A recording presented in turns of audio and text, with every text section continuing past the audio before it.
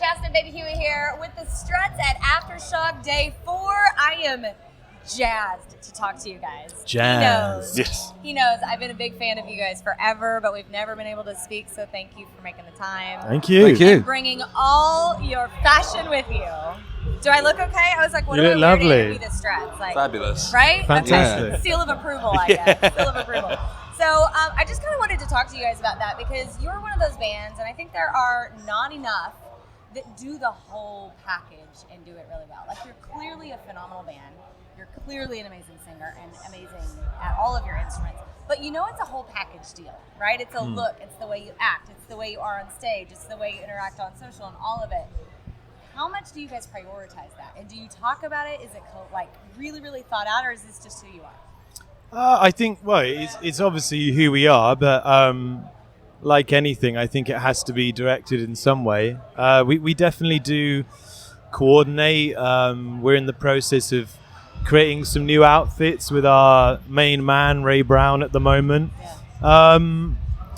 But yeah, I mean, the good thing about what happened during the pandemic was it gave us a bit of time to actually sort of think and consider, okay, well, let's look at what we've done and where do we want to go moving forward. So this is kind of like what we're going for now. That's what you're going for. Less cowboy chic.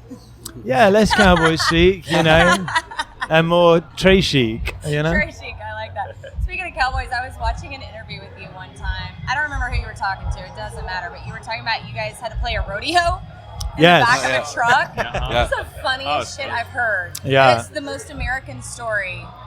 Tell a little bit about that. Like, how did that even come to be?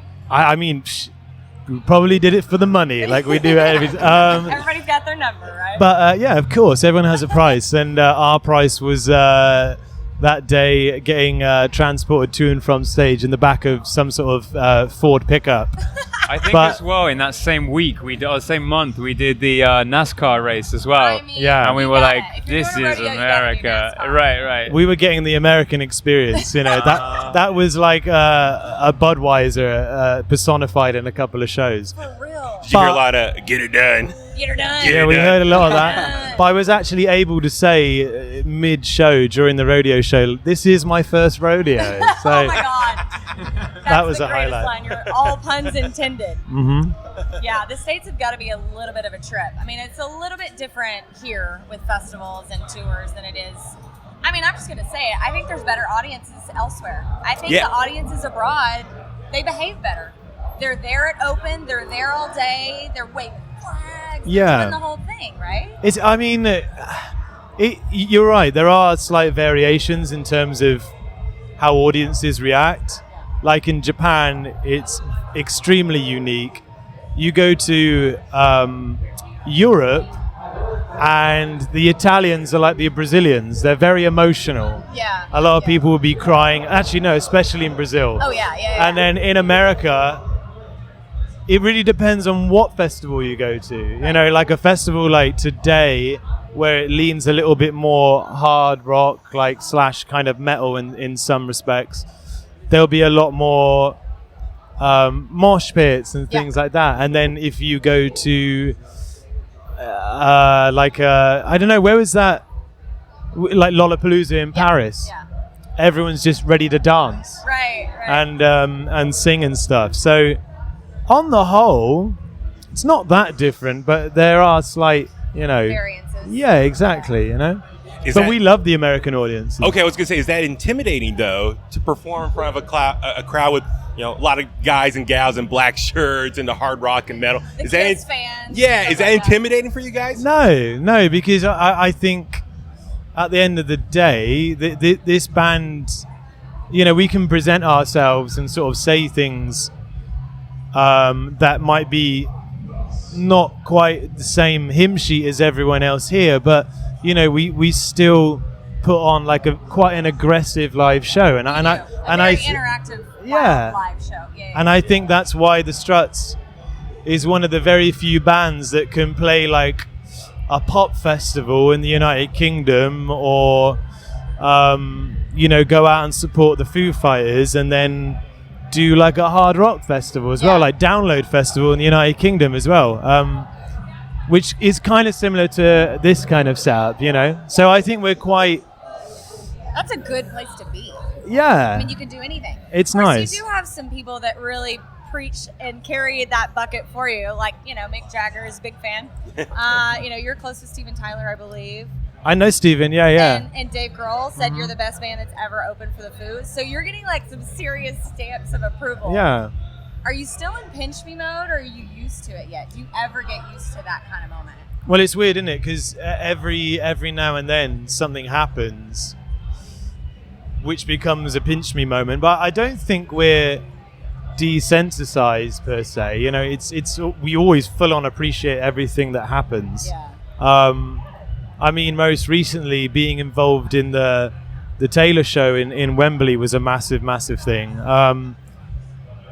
But taking it for granted, no. A level of like whether we expect it, no. Yeah. But like grateful, like yes, completely. There's so much humility there. That's amazing. I know. Give me a couple of drinks and I'll turn into a complete cunt. So. Well, just going off that, and for Chasta and I, the debate on the state of rock is always an ongoing thing over the last few years.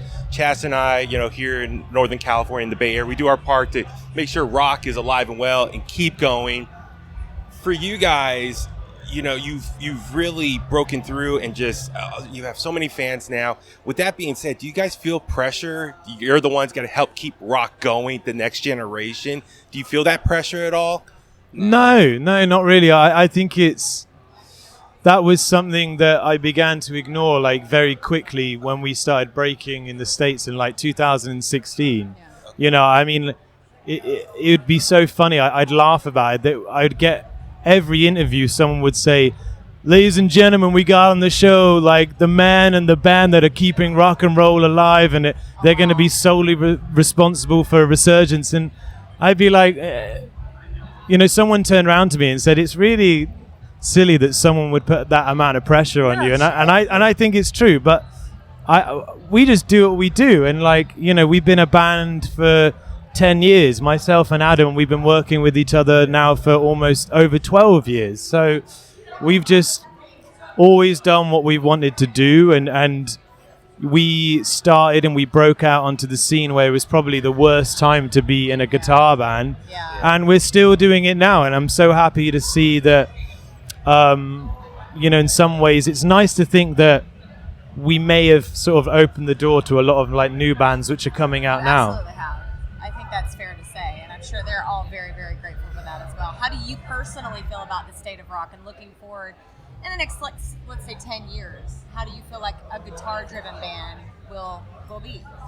I think it's really exciting. I think that it feels like now everywhere I turn, whether it's the UK, Europe, and America, it seems to be acceptable again to sort of be to be a band, not just a band, but a band that actually really works hard on all the things that we were talking about earlier, like looking the right way, putting the effort into that, but equally and even more so into the music as well, which, let's be honest, is the most important thing. Absolutely, yeah.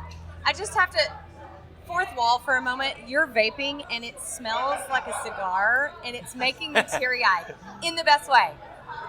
Diverting, I just told you before we hit record, that makes me think of my dad. Smells do that, right? They take you right back. And you said they can make you think of like an ex, like if you pass somebody. So what's a smell that takes you back? Since I'm teary-eyed right now in the best way. I'll take it to the other end of the scale. Gethin's farts when we're traveling together reminds me of the early days of touring in the Struts. It takes you right back. It's nostalgic. Well, Jed's farts make me want to kill myself. No, good. I will just swiftly move past that. But I always have the I remember playing tennis and it starts to rain and that hot tarmac smell, you know? Wow. That's fascinating. Yeah. The melting black tar, it's super healthy to breathe that in, I'm sure. Love that. Yeah, I've actually got a candle in the dressing room that a tarmac candle? Yeah. I like that. That's very romantic. Thank you, yeah. What about you, Luke? No, we were discussing this earlier. Yeah. If you sometimes when you go out and you hit a club or something and someone will brush past you with a certain fragrance on, it's quite weird. It is weird. You know, there's only so many that actually exist. So it's funny how you can sort of pinpoint certain smells to certain people. Patchouli as well. Patchouli. Yeah, oh my that- God, absolutely. Patchouli always reminds me of being like 15 years old, and it was my first girlfriend, and her parents were like kind of big, like hippies, lovely, amazing people. No, I wouldn't say hippies. No, they weren't. They were just very liberal. Okay. And from that kind of old school. Nothing wrong with it. Remember, we're from San Francisco. So Exactly. It's not a bad word. That reminds me of college. I went to Cal Berkeley, so the entire city of Berkeley Smells like patchouli. exactly. Yeah, walking down yeah. Telegraph. That's all I smelled. It's true. What about you, Abu? Oh, He was I'm thinking. trying to think. I was genuinely thinking. Actually, you know what? Angel perfume always reminds me of my mum. That's what I wear. Oh, really? The same perfume as your mom. Ah, I don't know how. mummy. One of the best smelling women on earth. You're good. Is Yeah. that's a good thing. Your mom must be very cool then. Yeah, she's very cool. Cheers. Hi, Shout out to Mummy. Debs. Hi, Mom. We're perfume twinsies. Love it. That's hilarious. Yeah. All right. Last question. Let's do our almost famous question. My very favorite to ask rock stars. I'm so excited to talk to you guys. It's such a moment for me. So, have you seen the movie Almost Famous? Yes. Indeed. Okay, so you all know what I'm talking about. The last frame of that movie, the question is asked, what do you love about music? Gosh. Let's The pause let's is go. part of the answer because it's a toughie. I think for me, I mean, so many things, but it kind of represents that early camaraderie and like that real sense of being that you have if you get into a band when you're a teenager, Yeah. where you're kind of at that point in your life where you're figuring out what life and yourself's all about. And when you find friends to make music with at that age, and that becomes your entire life, and you can't really focus on anything else, it's that camaraderie, it's that shared joy and shared vision that I think still stands strong for me. That's fantastic. Among many others, but that. Yeah, that's Yeah. a great answer. Geffen? I'm going to paraphrase a Keith Richards quote. There's a feeling you get on stage when you're not even thinking about what you're doing and everything just going so well, and you're kind of like floating. You know when the scissors go through like the paper when you're like cutting? Yeah. It's like that. It just feels so Dude, you smooth just gave and it a goosey. yeah, it It's just so feels like good. that sometimes when you're on stage. The Do you have goosey the boos. goosies? Yeah. Didn't Keith just say that about heroin? Well, no, you were saying like there's a moment where you like feel like you're floating above. Actually, no, that's Step Brothers. Sorry, I'm mixing up Step Brothers and Oh my God. yeah. It feels like Will Ferrell on heroin. Okay, Will Ferrell on heroin. I like that. How are you going to top that? Good luck. I don't think I can. I don't know. I would say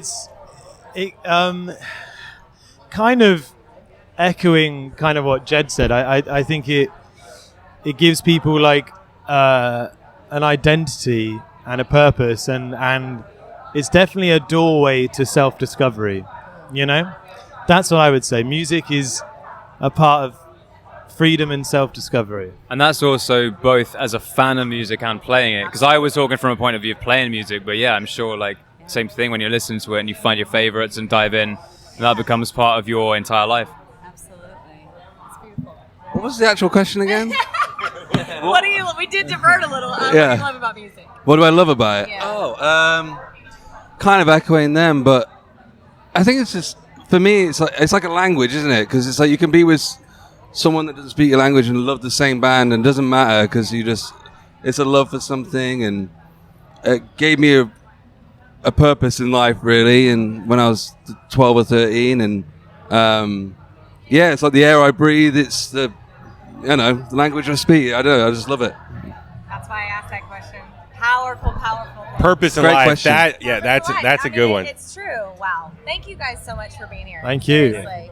And thank you for doing what you do.